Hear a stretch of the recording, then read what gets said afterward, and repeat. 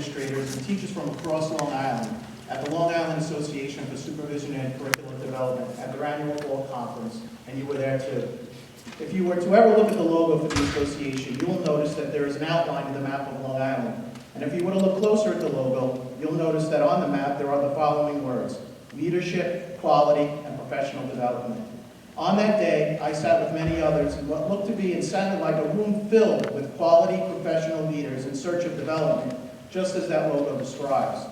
What I did find strange was the title of the conference, which was Thoughtful Professional Practice in a Time of Crisis. I remember thinking, what calamity has befallen us that I am unaware of?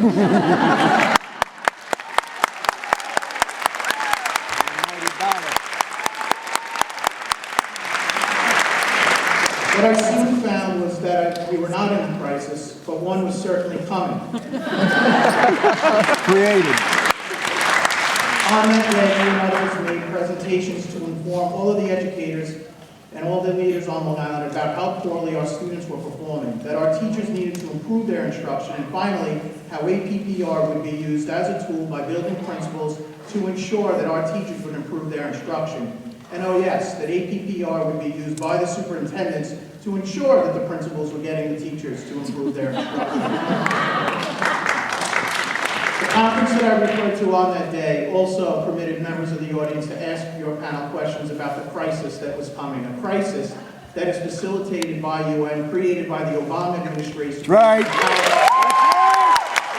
That's the real issue.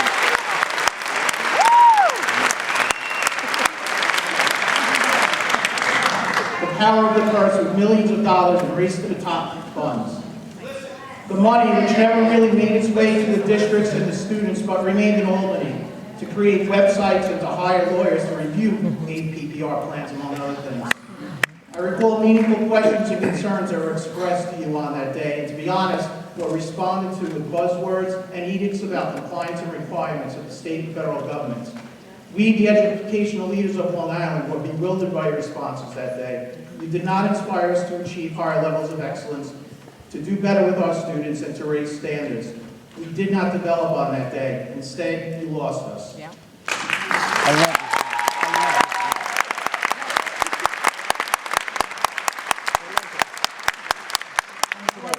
All of the same questions and concerns that the educators expressed and discussed on that conference day 2 years ago are still being discussed today. Yeah. But you did not hear any of us then. You ignored our input and disregarded our concerns. Unfortunately, that is why we are here this evening. That's right. And of course, there are now additional questions to be answered. That's right. I could spend hours discussing with you how the APPR process of teachers and administrators is a punitive model that has been thrown over every single educator regardless of past performances and success with students.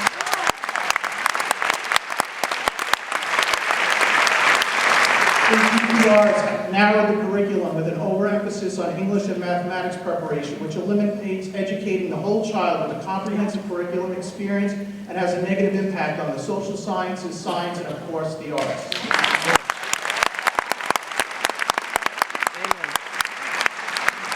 APPR does not place emphasis on teachers' ability to reach and engage children, but about the content of the curriculum, but it is on tests that have been proven to lack validity. It is an unreasonable measuring stick for teachers and administrators, as the exams contain material which I have heard you admit the students are expected to answer, but have not yet been part of their curriculum. Yep. APPR is defective as scores were used this year to rate principals and teachers in which, Mr. Commissioner, you were uncanny in predicting a 30% drop in senior.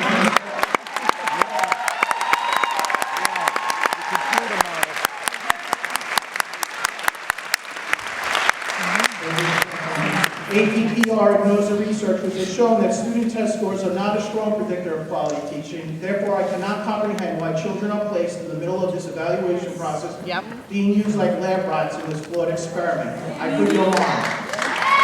Principals are not numbers, teachers are not numbers, and we should certainly not make our students feel like a number. Just like the prediction in the drop of our children's scores this year, you were pathetic in predicting a time of crisis in our educational system 2 years ago. We have an Commissioner King, you must now know that there's a crisis in confidence and direction in our children's education. It begins with you, and that is why we are here tonight.